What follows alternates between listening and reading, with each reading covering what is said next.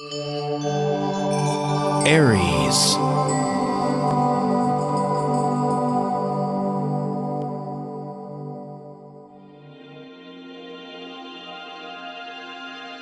Hello Aries, and happy birthday. This is not only your birthday month, but it is a super month.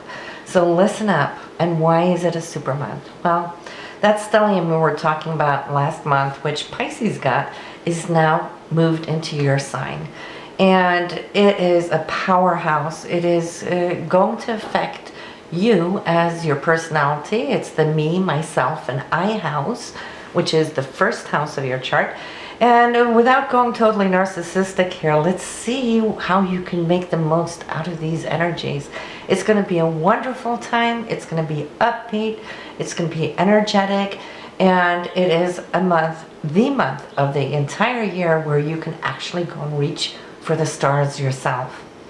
Now, Venus being there is really focusing in not just on love and romance, which it will be for many of you, but also your financial situation, what it is you want to achieve as far as your career and the money that you bring in.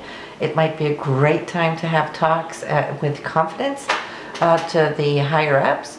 Mars is also there, which is giving you the drive, the oomph, and the ability to cut through. And Mars is your ruler.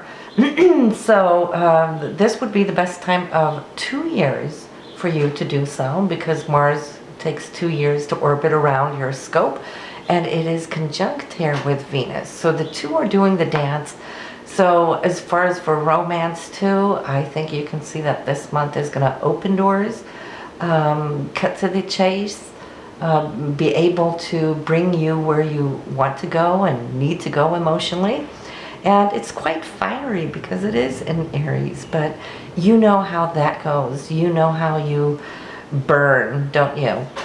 So also the sun going through there is the essential time of the year to really focus on yourself, and you're having all this company here with all the other planets coming in and renewing you. Because why? They've all transited over Uranus.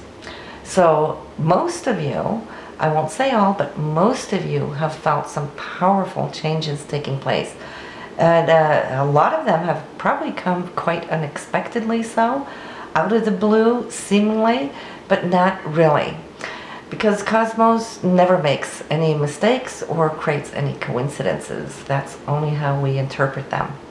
There's always a lineup of energy behind the veils that sees the future that you don't, right?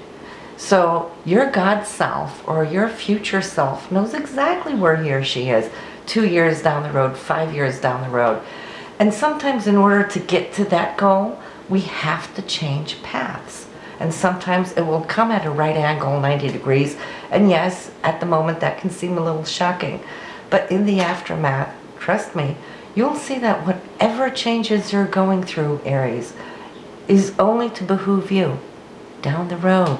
So have faith, stay strong. I know a lot of you may be going through feelings of upset, and this is also because Pluto is squaring that same Uranus, meaning that the changes might be quite deep changes, quite dramatical for some of you. Especially because it's between the 1st and the 10th house. You know, many of you will be feeling that this is touching your career field, okay, because that's where Pluto is. And then Uranus is coming here, and then your planets transiting through might just throw you off the cliff. But do know that you have a spiritual parachute, okay? You're going to land softly on your feet. Just watch what's coming in behind it, okay? And now don't fret and think that all of you Arians are going to lose your job or anything. But some of you will. You know, I see a lot of new things taking place for so many of you. And this all, of course, depends on where your planets are in your birth chart. You know, so some of you will be getting the good oomph. Some of you are going through some of the distress. And you will be having this distress. Both Aries, Capricorns will be having this for many years on and off. So all the good things can't happen exactly as is being shared here from month to month, because it does depend on your birth chart as well. We're looking at your solar chart, and so this is going to describe the outlines of what is taking place. But at least be forewarned, is forearmed. Should change come to you, embrace it, open up, and thank it. Even in the midst of the hard winds or the tornadoes, thank it, because there is a gift coming in shortly behind. Now also, what else can you get out of this first house? It is a time for you to shine. It is definitely a time for you to get the well-deserved and needed attention to yourself, okay? Because you've been so busy. And now it's your time to kind of get up on that pedestal, show what you're worth, and bring out to the world what you know, what you know how, what to do. Put it that way. That was a lot of words. Anyhow, yes, Mars is wanting you to bring out the specific drives that you have, not just necessarily the drives that you have within your own physical body, but how you can work and cooperate with the Marsy energy that's around you. Mars symbolizes men, so that could be your partner, it could be business partners, it could be co-workers. Whatever the deal is, men around you can be very helpful to you this month, especially because you're coming across with this Venusian energy and can actually feed to the Martian energy to be quite cooperative with you. That could be a real fun thing. Now also the new moon that we're having this month here in April will be on the 10th, and also in your first house. It's going to be there at 20 degrees. So any planets you have in your birth chart at 20 degrees will be stimulated and affected by this new moon. And I'd also say any other planets that you have in the other fire signs in Sagittarius and Leo at 20 degrees will be perfectly aligned for this new moon seeding. So be focused on that date, put it in your calendar. This is the time of the year for you to get your wishes granted. So plant all the things, seeds of all the things that you do want, but don't forget to also include and eliminate what you don't want, in either a new job or a new relationship. Because it's so easy for us always to think what we do want to achieve in a new relationship, but there's certain things that we don't need a repetition on as well. Put that in your new moon chart this month. And then Mercury is transiting here in Pisces. It turned direct again on March 17th. Some of you, a lot of you are going to be watching this April forecast in March. So still be aware that you don't really want to sign any papers, documents, or start anything new partnerships. While Mercury is retrograde, you need to wait to after the 17th, just so it doesn't backfire on you. Mercury retrograde is all about redoing, reevaluating, reconstructing things, and it's just such a lot of waste of energy.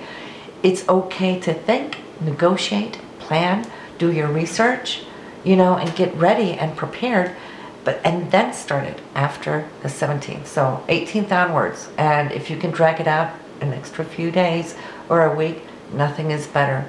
It gives that Mercury more traction to move ahead in the aftermath of those days. So just be aware. And some of you, because of this Venus is in the first house, you might want to think about, beautifying yourself, which Venus is all about. If you're thinking of having any plastic surgery or anything like that, hold off also to after the 17th. And the week after is just even better, because you don't want those plastic surgeries to go wrong, and we know how that looks, right? So avoid that. But Mercury in the 12th house, retrograde here until March 17th, and then moving forward in your 12th house into April. What is that? That means for you to really listen to spirit this month. Mercury's communication. So some of that communication is in the external world, and more of that communication you'll see and feel is more on the internal levels. How you can deepen more of your thoughts It is also a house ruled by Neptune, so some things can get a little cloudy or diffused. On a higher level of that Mercury in the 12th house, Neptune inspired, is very creative. So listen to your creative thoughts, plans, things that you might want to implement in the external world now when Mercury joins in to the crowd of planets there in the first house. So lay low here until Mercury does join up, which will be on April 13th. So if you have any ideas or new thinking projects, try to hang on to it until the 13th. Then you can bring that out to the world. It is a great time on the 13th because Venus also will be changing signs. On the day after, it will be moving into your second house of income, okay, and into the house ruled by Taurus, which is like a double whammy because Venus rules Taurus, okay, and it rules that second house. So all the energy that you're putting in at the beginning of your month here, you can start seeing how it's going to filter through and behoove you, and maybe some of you are going to start seeing some perhaps raises coming in to being after the 14th of April. It's going to stay with you there several weeks, so it's a good time if you haven't already got your raise to start asking for one. You'll also see that after the 14th that you might be spending a little bit more money, and that money will go on pleasure items, Venus items. You might be out there shopping for new shoes, new makeup, those kind of things, new outfits, or it could be items for the home to beautify your home, luxury items. Every once a year we get that transit where we might just go a little bit overboard. And why? Well, because we deserve it.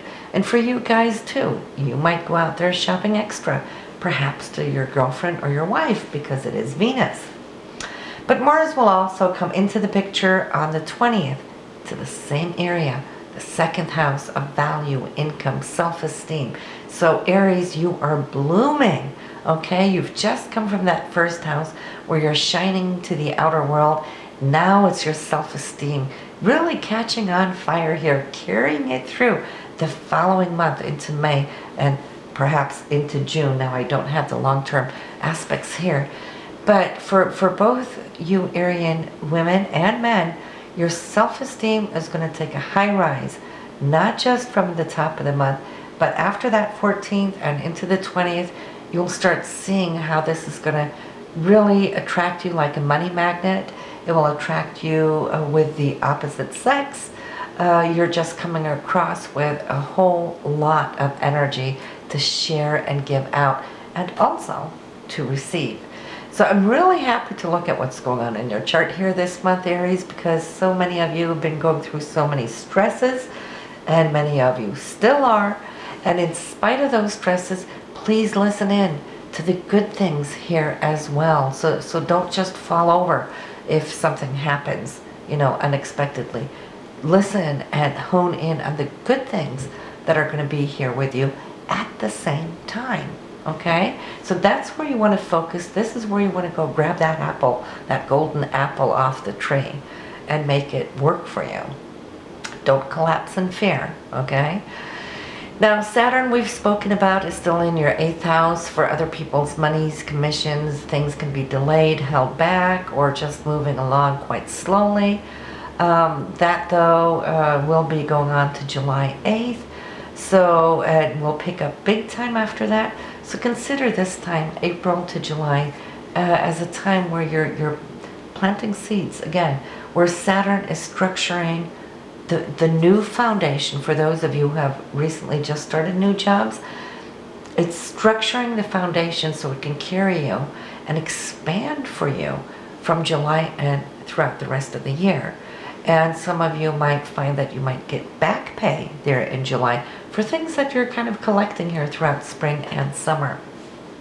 So consider it like a cosmic bank. That's always good to have. And when Cosmos saves money for us, which we don't do consciously perhaps, it's always wonderful because you'll see that money will be available to you exactly when you need it.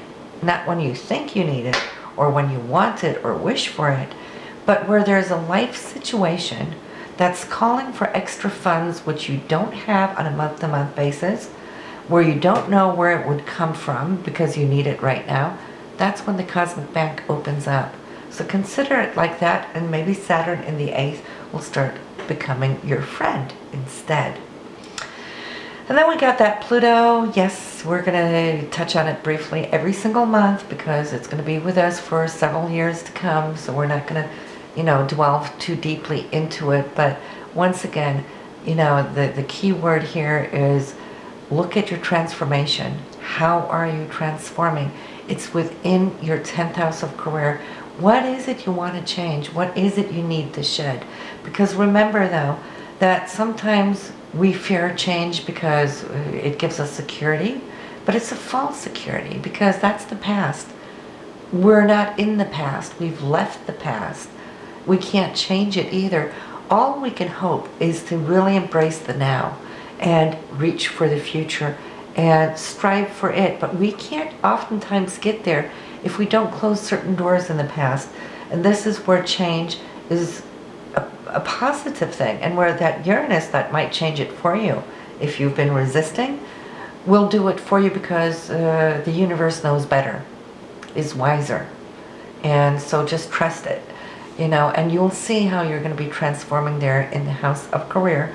Pluto has a long-term plan for you that I want you just to fully accept, fully embrace, be happy it's working on your behalf because it knows more than what you do or what we do, because it's beyond time. It sees around those corners. It knows your soul, your destiny. It knows your talents. So it's trying to kind of angle you off over here, okay?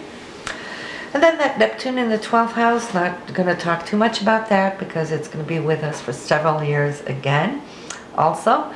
So each month we'll just tap onto it just as a friendly little reminder what it's doing there in your subconsciousness. It is in the 12th house, which Neptune rules, so it's heightened there. It has a stronger oomph and power, plus it's in Pisces. So you got like a triple Neptune going on because it's in the sign of Pisces. It is Neptune itself, and it rules the 12th house. So my goodness, I think the universe really thinks that you need spirituality. You need to open up. You need to kind of lift your eyes from the ground and from the world, the 3D dimension, where everything becomes so wrapped up in the rat wheel, the rat race. And you, Aries, are so Marsy, ruled by your Mars, that keeps you running, keeps you chasing, your goals. And it's so easy to kind of go down this road. You know what I'm talking about.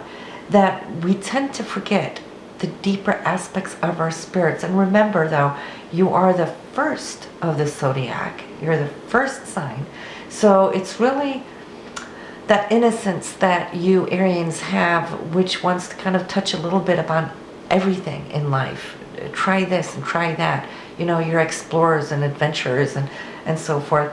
And you get so caught up in this curiosity of what life is all about that it's hard for you to slow down and listen in and know that you're not just a human with a spiritual experience, but truth be said, you are a spiritual being. In essence, first and foremost, you are a spiritual being now having a physical experience.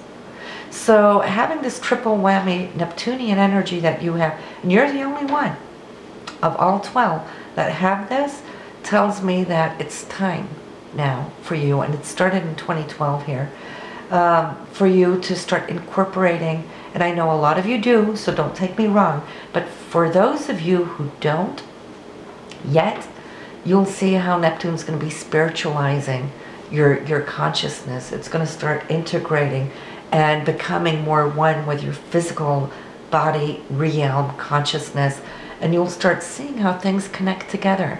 That we're not separate from one another. We're not even separate from one dimension to another, but where all things belong, where all the dots are connected. Just like in the program Touch. For those of you who've seen it, if you haven't, tune in, untouch. It's such a beautiful depiction on how things are connected when we become aware. So that was pretty much for this month for you. Your Jupiter is in the 3rd house for communication. It's going direct. You will see that you're going to be communicating a whole lot more now. You'll be on the road perhaps a lot, short distance travel, a lot of exciting things that can open up with Jupiter, which is very grateful and expansive and abundant.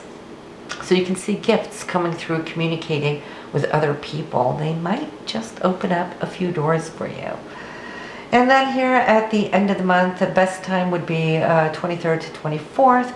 You got a lot of things going on there with Mercury and Jupiter. We were just talking how Jupiter could open doors.